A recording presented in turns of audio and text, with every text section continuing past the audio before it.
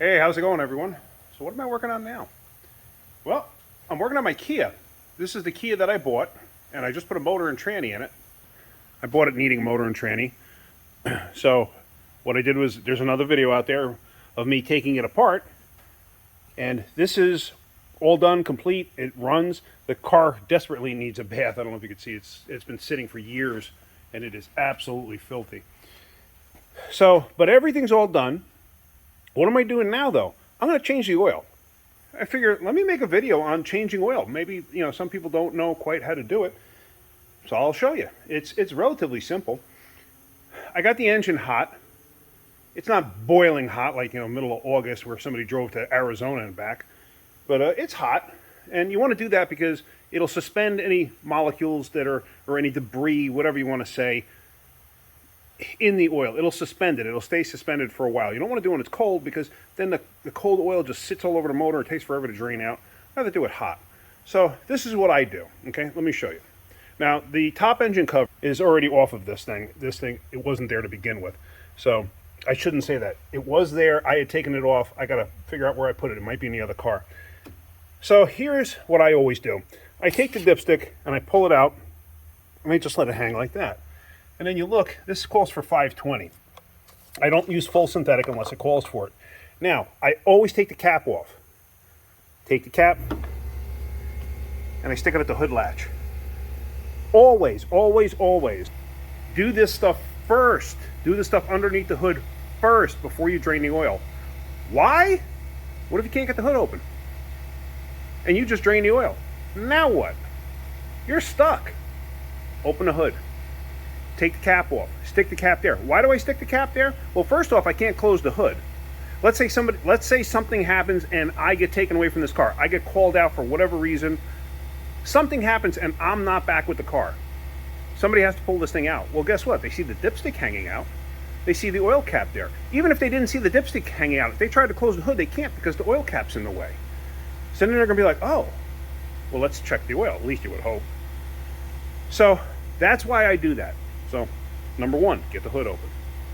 Number two, take the cap off and lift the dipstick out. So with that done, let's put this up in the air. If you're doing it on your back in your driveway, it's the same thing. I'm just using a lift right now. So let's get this up in the air. And then we'll start to drain the oil. Here, actually, you don't have to watch this whole thing going up in the air. Now, when you're underneath the vehicle, like I said, you could be doing this in your driveway. Know which is the engine and which is the transmission. The side where the oil cap and everything was on this side. It was on this side of the car. So when you're underneath it, remember, this side of the car is the engine. I've seen people do it. I've seen people actually drain the transmission. And look, well, the nice thing about this is there's a drain for the transmission. It's actually protected by this. So you would think that somebody wouldn't try to just drain that. But I've seen people do it. So anyway, here is your oil filter. Here is your engine drain plug. Make sure you have a suitable pan. Know how many quarts of oil your vehicle holds. If your vehicle holds 10 quarts, don't have a 3-quart container. You know what I'm saying? Like Cummins diesels, let's say. Let's say you're doing that in your driveway. Some of those things hold 15, 16, 17 quarts of oil, depending on the model of the vehicle. So just be mindful. Always pay attention. How much oil does my particular vehicle hold? Do I have enough room in the container that I'm doing for it to drain into? Do I have enough room in there for all the oil that's about to come out? Okay. Now that's a 17 millimeter, I believe. Drain plug. Now please, please, please, don't use vice grips. Don't use channel locks. Don't use crescent wrenches. I see it all the time. People use vice grips. Tools are cheap enough, especially a box wrench set, a socket set that you can get from Harbor Freight. There's a Harbor Freight almost on every street corner nowadays, it seems. A little exaggerated, but you know what I mean. If you don't have the tools, don't do it. Because what happens is you wind up rounding out your drain plug. And then you create a whole nother problem for yourself. Don't use, here, let me show you. These are crescent wrenches. Don't use these. That's not what they're designed for. they will not get a good grip on it. Basically, you're only gripping two sides of the drain plug. That's not a good thing to do. You have multiple different style wrenches you can use. I have tools out right now. That's why you see some missing spots. Actually, my 17 is not in there right now. So it must be in this mess that I have right here. And this is from me just doing the engine. So let me find my 17, which is in this pile somewhere. Here it is. And you're going to grab the box end. Pretty simple. And put it on there. Just like that. And crack it free. Okay. Now be mindful, after you do that, you could get some oil starting to drip out. This plug is touch tight. That does happen. I've never had this drain plug out. This is a new motor to me. Actually, this is a new car to me too. I've never even driven it. So now what I'm going to do is let me get the oil drain up. And let me get my tripod so I can film this while I'm doing this. All right, so we got my tripod set up. So now we're just going to get our drain up and close. And now we're going to pull the plug out. Now be careful. Like I said, the oil is hot, so you can make a mess. You can get it on yourself. You can get burned. So obviously you don't want to do that. Let me go find some rags. Let me pause this for right now. Unless you really want to watch it just drain, which you can if you want. Let's lower this a little bit. And this red thing right here, this is the oil drain. So let's let that drain down a little bit, and then we'll pause it. While that's playing, I could sing you a song, but I don't think you want to hear me. So I'm just going to get a rag, and then out of my toolbox. Hopefully you can hear what I'm saying. So it is absolutely pouring rain here, so I'm not sure if I'm going to road test this thing. So now what I'm going to do is I'm going to just let that drain. Now some people will be like, oh, that's good enough. No, it's not. Let it drain for a while. It's not going to hurt nothing. There are specifications. Sometimes the manuals may even tell you allow it to drain for a period of time. It could say 10 minutes. It could say 30 minutes. I don't remember the vehicle, but now you saw how all of a sudden more oil came out. Because once the oil level gets below a certain point, it'll siphon out of certain areas inside the motor. But yeah, certain manuals will tell you, yeah, you have to let it drain for a certain period of time. So while that's draining, let's go to the front. Let's take the oil filter off. So let's move to this side. Let me set this up just like such if I can. Now what I am going to do, let me lower this a little more. I'm actually going to move the drain. Now the reason I'm moving the drain is because I want to catch the oil that's still draining out of the motor, and I want to catch the oil from the filter. Now I have no clue how tight that is. Like I said, I've never worked on this vehicle before. I've never worked on this engine. So let's go in on here, and let's see. Oh, look at that. I got it by hand. A lot of times you can. There is no reason, technically, there shouldn't be a reason why you couldn't get it off by hand if somebody did the right thing. Now, I'm going to let that drain a little while like that. And then usually all I do is I just take my finger on it and I just do this. And I spin it until it's ready to come down. Let me get the oil drain up higher, because otherwise it's going to splash. And I just let it go. Let it go, let it go, let it go. That's all I do. And let it drain out. Now, I'm going to let this thing go. I'm going to let this drain just like this for probably 10 minutes. During that period of time, that's when I usually start checking, brakes. I check tires, tire wear, check suspension components, and, I'll check tire pressures and everything else. Now, tire pressures, you're supposed to set them to factory specs. I'll be honest with you, on my own cars, usually I will put them at, if they call for 32, 34, something like that, I usually set them to 40, 44, something in that range. I have very good luck with tires lasting quite a long time. I've never had a blowout. My wife had a blowout once, but that's because she hit something on the road. But I mean, couldn't be avoided. There was a piece of metal in the road. She caught it with the back left tire on our van, and the tire blew out. Just happens. But my tires usually last quite a long time. And I actually People say, yeah, it gives a hard ride or whatever. Okay. I think it adds to the life of the tire, honestly. So that's why I do that. So while that's draining, let me go get the oil filter. I actually left it out in my truck because I picked it up before. And let's do that.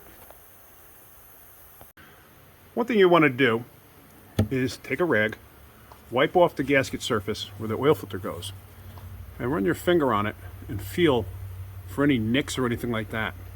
You want to make sure there's nothing that could create a leak. And that feels nice and smooth. So from that point, that's where you can put the filter on. Now on this one, because the filter faces upward like this, it doesn't face sideways, doesn't face down. It faces upward. I like the prime filters. So let me get the oil and we're going to prime this thing. So here's the filter. This is a CarQuest. This is the one that they sell to the shops.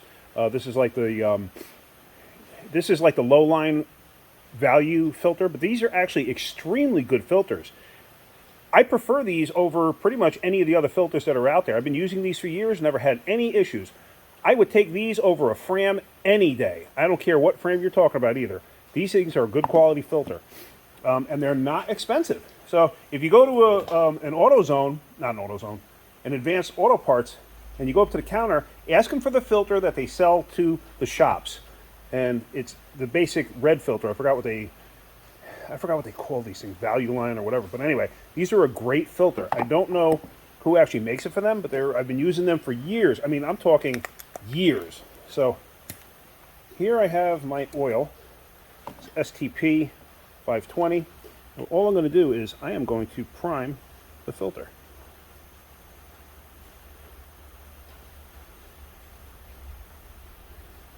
On any of my cars where the filter goes upward like this, I will prime it.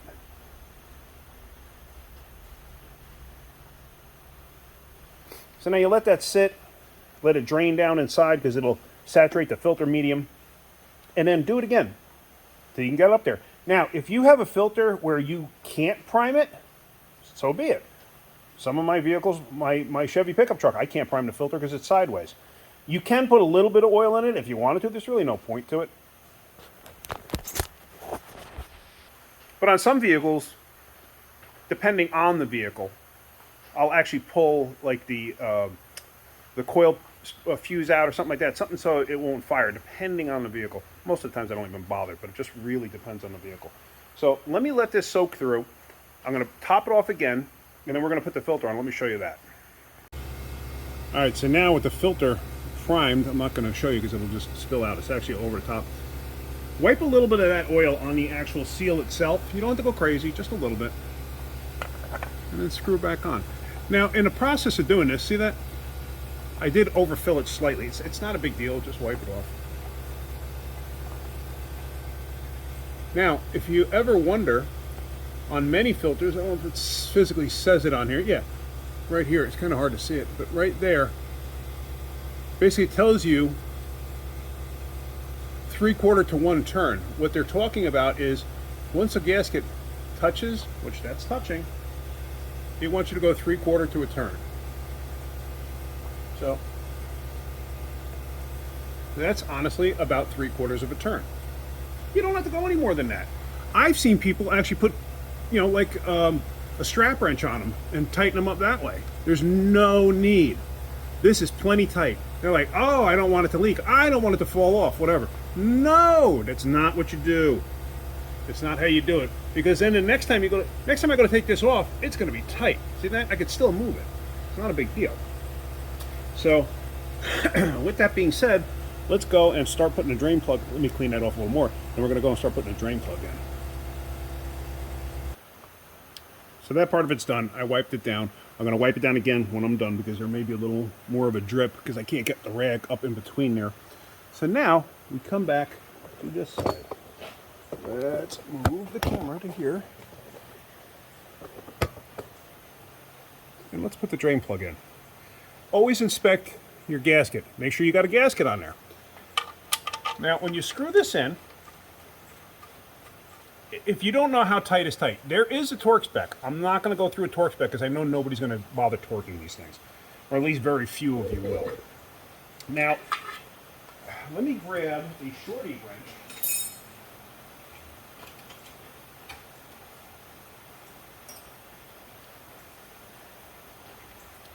Now, here's a shorty wrench.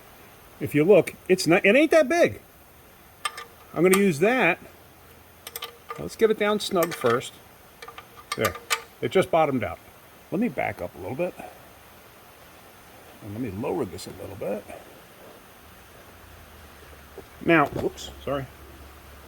Almost knocked the camera over. So now by hand, what you want to do, obviously I can't make this thing super tight with a shorty wrench. Just like that, that's all. I didn't put a lot of effort into it. You don't have to go and lay on the other side and, you know, put your feet up against it and put your back into the backside of the rim and then, you know, tighten the thing as tight as you can or hit it with a hammer to get it tight. Unnecessary. Tight like that, wipe it off, make sure everything's good. Get your drain out from underneath there. Oh, my drain is absolutely full now. I'm going to have to drain this tomorrow. Bring the funnel up this way, I remember. We're going to come back over here. And there's a touch of oil coming out from between there, so let me just wipe that real quick again. And I just wiped down the pan. So with that being said, I'm going to let this thing down. We're going to put oil in it. All right, so using a funnel, I'm going to start to pour the oil in. Now, remember, this thing holds about 4.2 quarts, so this is just going to be kind of a guess. Now, you don't have to get the oil to go in as fast as you could possibly pour it. I've seen people that like to do that, and then they wind up spilling it, and you get oil everywhere. Try to use a funnel, too. If you don't have a funnel, take a, like a soda bottle, a plastic jug from an oil, a 1 quart oil container, and just cut the bottom of it off, and you can use that as a funnel. Make sure it's clean, though. Make sure you don't have any, make sure you're not putting soda into your engine, anything like that. Actually, I think I put a little more, I put about 4.5 quarts in there. So, and that includes what I put into the filter. So now with that being said, take your funnel out. It's going to drip a little bit, so just be mindful of it. Take your oil cap, put that back on. Now this is one of those ones like a gas cap where it clips. Me, I get a little weird. I like to have it trying to face forward. Put your dipstick back down. And now, I'm sorry for the shadows in it. The lighting in here is not very good. Now let's start this thing up.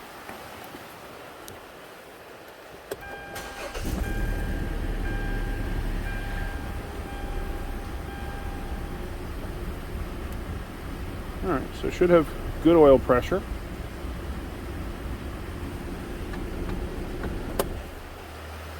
I actually got a problem with the steering. It has electric steering, and the electric portion is in the actual column. So I'm going to have to figure that out, but I can feel that there's something going on there. So now what you want to do is you want to check your oil level. Now every time you check your oil, you want to check it at the same time, meaning time of when was the last time the engine was run. So now what you do is you pull the stick out. Don't pay attention to what it says yet. Just wipe it off. Now you stick it in and you pull it back out. And where is the oil level? Oh, the oil level is, I don't know if you can see that. The oil level is dead on full. So it's perfect on full. Now, what do I mean by time, the right time to check your oil? If you had your car running, you shut it off, you wait 30 seconds a minute and check your oil, that's one thing. If you came back to an hour later and check it again, the oil level is going to be different. Because the oil that's up on top in the head and that, up and drip on my head, will get down into the pan, the oil will settle down into the pan, and the level will come up. So make sure you're checking it at the same time each and every time. So, I've had customers that say, oh, you overfilled my engine. No, it has exactly what it's supposed to have, and if you read the directions, or even the owner's manual will tell you, when you're checking your oil, it'll say, if it doesn't say anything, that's one thing. A lot of times it'll say, run the vehicle, get the engine hot or warm or whatever operating temperature, and then it'll say, turn it off, wait 90 seconds, 30 seconds, whatever it is, and then check your oil. Well, if you wait till it's cold and you're checking it 6 hours later, guess what? You could be a half a quart overfilled. It's possible. I've seen it. So, anyway, I thought I'd just show you that. That's pretty simple. Basic things. Take the oil cap off first. Open the hood first. Number one, open the hood first. Take the oil cap off, stick it in the hood latch, or somewhere where somebody's going to see it. Take the dipstick, pull it out. When you change the filter, do not over tighten it. It's unnecessary. Do not over tighten the drain plug when you put that back in. Don't use anything but a box end wrench or a socket on them. You know, unless you have one of those specialty tools that they make for drain plugs for like quick lube places. Well, that's fine too. Don't use a crescent wrench. Don't use vice grips. Don't use an open end of a wrench. Use the box end. So, anyway, that's it. I thought I'd just touch on that with you guys.